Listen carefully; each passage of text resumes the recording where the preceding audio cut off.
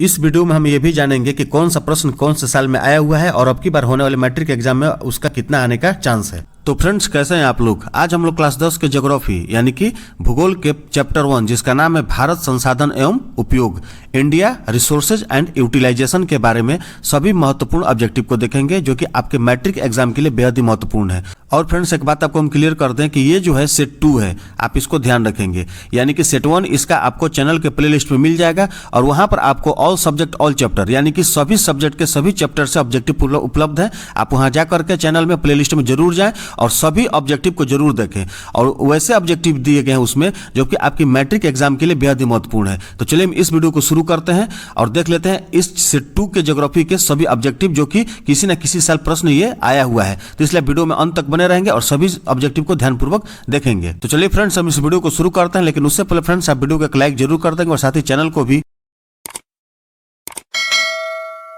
Subscribe कर bell icon को जरूर प्रेस कर देंगे ताकि आगे आने वाले किसी भी वीडियो का नोटिफिकेशन आपको मिल सके। तो चलिए हम वीडियो को शुरू करते हैं। जैसे कि हम यहाँ पर देख रहे हैं, पहला प्रश्न है कि किसने कहा संसाधन होते नहीं बनते हैं। यानी कि कथन किसका है कि संसाधन होते नहीं है बनते हैं, और ये प्रश्न 2019 में आया हुआ है। आप इस बात को ध्यान देंगे। इसका सही जवाब होगा ऑप्शन ए, जिम्मरमैन। यानी कि जिम्मरमैन ने कहा था कि संसाधन होते नहीं बनते हैं। सवाल नंबर 2 है कि निम्नलिखित में से कौन सा संसाधन प्राकृतिक संसाधन है। यानी कि जो 4 ऑप्शन दिया हुआ है, ए भूमि, बी भवन, सी मानव की योग्यता और डी इनमें से कोई नहीं। इन चारों ऑप्शन में से कौन सा संसाधन है जो प्राकृतिक संसाधन है। तो इसका सही जवाब होगा ऑप्शन ए, भूमि। यानी कि भूमि जो है ये प्राकृतिक संसाधन है। सवाल नंबर 3 है कि निम्नलिखित में से कौन प्राकृतिक संसाधन नहीं है। ऑप्शन ए वन, बी नदियां, सी नगर, डी खनिज। यानी कि 4 ऑप्शन में से कौन सा ऐसा संसाधन है जो प्राकृतिक संसाधन नहीं है। तो इसका जो सही जवाब होगा ऑप्शन सी होगा, नगर। यानी कि नगर जो है वो प्राकृतिक संसाधन नहीं है। चलिए सवाल नंबर हम 4 देखते हैं। सवाल नंबर जो 4 है, इस बात पर गौर कीजिएगा। सवाल नंबर 4 2014 और 2019 2 साल ये प्रश्न ऑलरेडी आया हुआ है, इस बार भी आने का चांस है इसका। सवाल नंबर 4 है कि सौर ऊर्जा निम्नलिखित में से कौन सा संसाधन है। सौर ऊर्जा निम्नलिखित में से कौन सा संसाधन है। इसका सही जवाब होगा ऑप्शन बी, नवीकरणीय। याद रखेंगे आप कि सौर ऊर्जा जो होता है वो नवीकरणीय संसाधन होता है। सवाल नंबर 5 है कौन सा ऊर्जा स्रोत अनवीकरणीय है। देखिए, ये नवीकरणीय संसाधन की चर्चा हो रही थी, यहाँ पे अनवीकरणीय की चर्चा हो रही है। कौन सा ऊर्जा स्रोत अनवीकरणीय है। इसका सही जवाब होगा ऑप्शन सी, कोयला। यानी कोयला जो है अनवीकरणीय स्रोत, ऊर्जा का स्रोत है। क्लियर है। चलिए सवाल नंबर हम 6 देखते हैं। सवाल नंबर 6 है कि लौह अयस्क, ध्यान दीजिएगा प्रश्न पर, प्रश्न को भी समझते चलेंगे। लौह अयस्क किस प्रकार का संसाधन है। लौह अयस्क किस प्रकार का संसाधन है, और ये प्रश्न जो है आपको 2021 में आया हुआ है। इस बात को भी आप ध्यान देंगे। ऑप्शन ए नवीकरणीय, बी अनवीकरणीय, सी जैव और डी मानवकृत। इसका सही जवाब होगा ऑप्शन बी, अनवीकरणीय। यानी कि जो लौह अयस्क है ये अनवीकरणीय संसाधन है। सवाल नंबर 7 है कौन सा ऊर्जा स्रोत नवीकरणीय है। कौन सा ऊर्जा स्रोत नवीकरणीय है। इसका सही जवाब होगा ऑप्शन बी, जल। यानी कि जल जो होता है वो नवीकरणीय ऊर्जा का स्रोत है। सवाल नंबर 8 देखेंगे। सवाल नंबर 8 है कि इनमें किस प्राकृतिक संसाधन का भंडार सीमित है। यानी कि ऑप्शन ए खनिज तेल, सौर ऊर्जा, सी हवा और डी पानी। इस चारों ऑप्शन में कौन सा ऐसा प्राकृतिक संसाधन है जिसका भंडार जो है सीमित है। तो इसका जो सही जवाब होगा ऑप्शन ए होगा, खनिज तेल का। यानी खनिज तेल का जो भंडार है प्राकृतिक संसाधन वो सीमित है। सवाल नंबर 9 है कि इनमें किस प्राकृतिक संसाधन का भंडार सीमित है। फिर वही ऑप्शन आपको यहाँ पर रिपीट कर दिया है, गलती से रिपीट किया हो या दोबारा प्रिंट द्वारा रिपीट हो गया हो, लेकिन ऑप्शन इसमें अलग अलग है। इस बात को भी आप ध्यान देंगे। इनमें किस प्राकृतिक संसाधन का भंडार सीमित है, वही जवाब होगा खनिज तेल का भंडार जो है सीमित है। ऑप्शन डी सही है। अब हम सवाल नंबर 10 देखेंगे। सवाल नंबर 10 है कि समुद्री क्षेत्र में राजनैतिक सीमा के कितनी किलोमीटर क्षेत्र तक राष्ट्रीय संपदा निहित है। समुद्री क्षेत्र में राजनैतिक सीमा के कितने किलोमीटर क्षेत्र तक राष्ट्रीय संपदा निहित है। इसका जवाब होगा ऑप्शन डी होगा 19.2 किलोमीटर। आप कहीं कहीं देखिएगा तो 12.2 किलोमीटर भी दिखाई देगा, आपको कंफ्यूज नहीं होना है। 19.2 किलोमीटर जो है ये बिल्कुल ऑप्शन सही है। चलिए सवाल नंबर 11 को देखते हैं हम। सवाल नंबर 11 है कि तट रेखा से कितने किलोमीटर क्षेत्र सीमा अपवर्जक आर्थिक क्षेत्र कहलाती है। इसका सही जवाब होगा ऑप्शन बी 200 किलोमीटर। ठीक है। सवाल नंबर 12 देखेंगे हम। सवाल नंबर 12 है कि हमारे पास पेट भरने के लिए बहुत कुछ है। हमारे पास पेट भरने के लिए बहुत कुछ है लेकिन पेटी भरने के लिए नहीं। यह कथन किसका है? यानी कि रखने के लिए बहुत कुछ नहीं है और पेट भरने के लिए बहुत कुछ है। तो ये जो कथन है किसका कथन था? इसका सही जवाब होगा ऑप्शन सी गांधी जी का। यानी कि महात्मा गांधी जी का कथन था कि हमारे पास पेट भरने के लिए बहुत कुछ है लेकिन पेटी भरने के लिए नहीं है। सवाल नंबर 13। सवाल नंबर 13 है कि डाकुओं की अर्थव्यवस्था का संबंध है। डाकुओं की अर्थव्यवस्था का संबंध है। देखिए ये इसमें का जो ऑप्शन है लगभग सब एक जैसा लगता है। आपको ध्यान देना है दो चीज़ों पर, अनियोजित और विदोहन। ठीक है। डाकुओं की अर्थव्यवस्था का संबंध किससे है? तो ऑप्शन बी सही है, संसाधनों के अनियोजित विदोहन से। याद रखेंगे आप, किस पर जोर देंगे? विदोहन को याद रखेंगे। विदोहन शब्द, अनियोजित विदोहन। क्लियर है? यानी कि ऑप्शन बी सही है। चलिए सवाल नंबर 14 देखते हैं। सवाल नंबर 14 है कि संसाधनों के संरक्षण हेतु सर्वप्रथम किसने वकालत की थी? संसाधनों के संरक्षण हेतु सर्वप्रथम किसने वकालत की थी?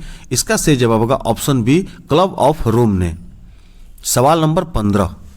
प्राकृतिक संसाधनों के संरक्षण हेतु अफ्रीकी कन्वेंशन किस वर्ष हुआ था? प्राकृतिक संसाधनों के संरक्षण यानी कि बचाने के लिए अफ्रीकी कन्वेंशन किस वर्ष हुआ था?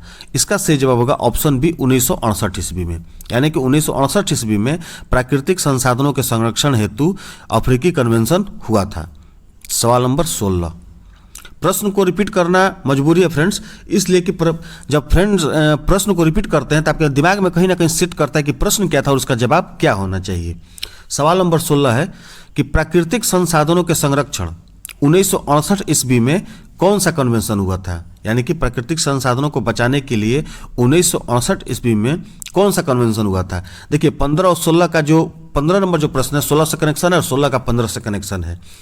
इसका सही जवाब होगा ऑप्शन ए होगा, अफ्रीकी कन्वेंशन। आप इसको याद रखेंगे कि प्राकृतिक संसाधनों के संरक्षण हेतु 1968 ईस्वी में अफ्रीकी कन्वेंशन हुआ था। सवाल नंबर 17 देखेंगे। सवाल नंबर 17 है कि विश्व पर्यावरण दिवस किस तिथि को मनाया जाता है? ये आप लोग भी जानते होंगे, जीके का सवाल है। विश्व पर्यावरण दिवस किस तिथि को मनाया जाता है? इसका जवाब होगा ऑप्शन सी, 5 जून को। यानी कि 5 जून को विश्व पर्यावरण दिवस मनाया जाता है। फ्रेंड्स आप वीडियो को भी एक लाइक जरूर कर देंगे अगर अभी तक आपने नहीं किया है, और चैनल को भी सब्सक्राइब नहीं किया तो चैनल को भी सब्सक्राइब कर देंगे। सवाल नंबर 18 देखेंगे। सवाल नंबर 18 है कि प्रथम पृथ्वी सम्मेलन 1992 किस देश में आयोजित किया गया था? और हाँ, अगर आपको सभी सब्जेक्ट के सभी चैप्टर चाहिए तो आप वीडियो के चैनल के प्लेलिस्ट में जाएंगे, वहाँ पे ऑल सब्जेक्ट ऑल चैप्टर है वहाँ पर, और सभी ऑब्जेक्टिव इंपॉर्टेंट है, अच्छे चैप्टर से बनाया गया है, इसलिए आप सभी चैप्टर को ध्यानपूर्वक देखेंगे और सुन जरूर लेंगे। सवाल नंबर 18 है कि प्रथम पृथ्वी सम्मेलन 1992 किस देश में आयोजित किया गया था? तो इसका जो सही जवाब होगा ऑप्शन ए होगा, ब्राजील। यानी कि ब्राजील के रियो डी जेनेरियो शहर में प्रथम पृथ्वी सम्मेलन 1992 में हुआ था, और द्वितीय पृथ्वी सम्मेलन यहाँ पढ़ते हैं। प्रश्न है 19 नंबर कि द्वितीय पृथ्वी सम्मेलन कहाँ हुआ था? तो इसका सही जवाब होगा ऑप्शन ए होगा, अमेरिका के न्यूयॉर्क में, और ये प्रश्न 2020 में आया हुआ है। चलिए अगर आप जानना चाहते हैं तो हम तृतीय पृथ्वी सम्मेलन की भी चर्चा कर देते हैं। प्रथम हो गया ब्राजील के रियो डी जेनेरियो शहर में, द्वितीय हो गया अमेरिका के न्यूयॉर्क शहर में, और तृतीय पृथ्वी सम्मेलन जो हुआ था वो दक्षिण अफ्रीका के जोहान्सबर्ग में 2002 में हुआ था। क्लियर है? और द्वितीय जो न्यूयॉर्क वाला हुआ था सम्मेलन, द्वितीय पृथ्वी सम्मेलन, वो 1997 ईस्वी में हुआ था। चलिए सब आपको प्रथम, द्वितीय और तृतीय तीनों की हम यहाँ पे चर्चा कर दिए। सवाल नंबर 20 देखेंगे अब हम। सवाल नंबर 20 है कि क्योटो सम्मेलन किस देश में आयोजित की गई थी? क्योटो सम्मेलन किस देश में आयोजित की गई थी? इसका सही जवाब होगा ऑप्शन सी होगा, जापान। सवाल नंबर 21 है कि भारत में पहाड़ों से भरी भूमि कितना प्रतिशत है? यानी कि भारत में जितनी भूमि है तो पहाड़ों से कितना प्रतिशत जो है भूमि भरी हुई है? इसका सही जवाब होगा ऑप्शन सी होगा, 30% लगभग। लगभग इसलिए कहना पड़ रहा है कि 29.3 भरी भूमि है, इसलिए लगभग में इसका हिसाब होता है कि भारत की 29.3 भरी भूमि पर पर्वत और पहाड़ियों का विस्तार है, इसलिए ऑप्शन सी सही है 30। चलिए सवाल नंबर हम 22 देखते हैं। सवाल नंबर 22 है कि मृदा निर्माण में निम्न प्रक्रियाएं शामिल होती हैं। मृदा निर्माण में निम्न प्रक्रियाएं शामिल होती है, इसका सही जवाब होगा ऑप्शन ए और बी दोनों, अपक्षय और अपर्दन। ठीक है, इसलिए ऑप्शन सी सही है। सवाल नंबर 23 है कि प्रायद्वीपीय भारत की नदी घाटियों में कौन सी मिट्टी मिलती है। प्रायद्वीपीय भारत की नदी घाटियों में कौन सी मिट्टी मिलती है, इसका सही जवाब होगा ऑप्शन डी जलोढ़ मिट्टी। चलिए सवाल नंबर 24 देखते हैं। सवाल नंबर 24 है भारत में सबसे अधिक विस्तार किस मिट्टी का है, यानी कि भारत में सबसे अधिक कौन सी मिट्टी फैली हुई है, किसका सबसे ज्यादा विस्तार है, इसका सही जवाब होगा ऑप्शन ए जलोढ़ मिट्टी का ही।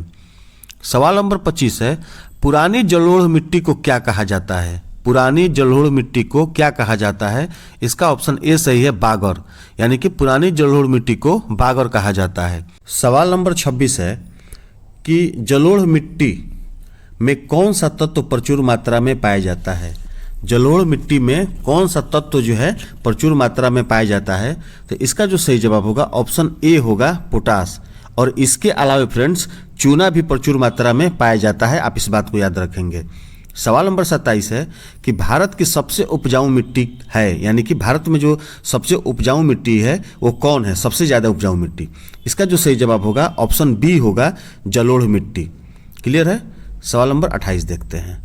सवाल नंबर 28 है कि काली मिट्टी उपयुक्त है, यानी कि किस खेती के लिए काली मिट्टी उपयुक्त है, और ये प्रश्न 2019 में आया हुआ है।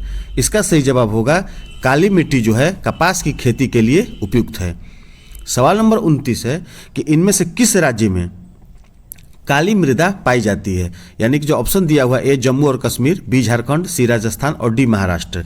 इन चारों ऑप्शन में, इन चारों राज्यों में से किस राज्य में काली मृदा यानी काली मिट्टी पाई जाती है, इसका जो सही जवाब होगा ऑप्शन डी महाराष्ट्र होगा। लेकिन इसके अलावा फ्रेंड्स कर्नाटक, गुजरात और मध्य प्रदेश में भी काली मृदा पाई जाती है। सवाल नंबर 30 है कि काली मिट्टी का दूसरा नाम क्या है, और ये प्रश्न जो है 2013 और 2017 2 साल आया हुआ है, इस बार भी इसका आने का भरपूर चांस है, इसलिए आप इसको याद रखेंगे। इसका जो सही जवाब होगा ऑप्शन बी होगा रेगुर मृदा।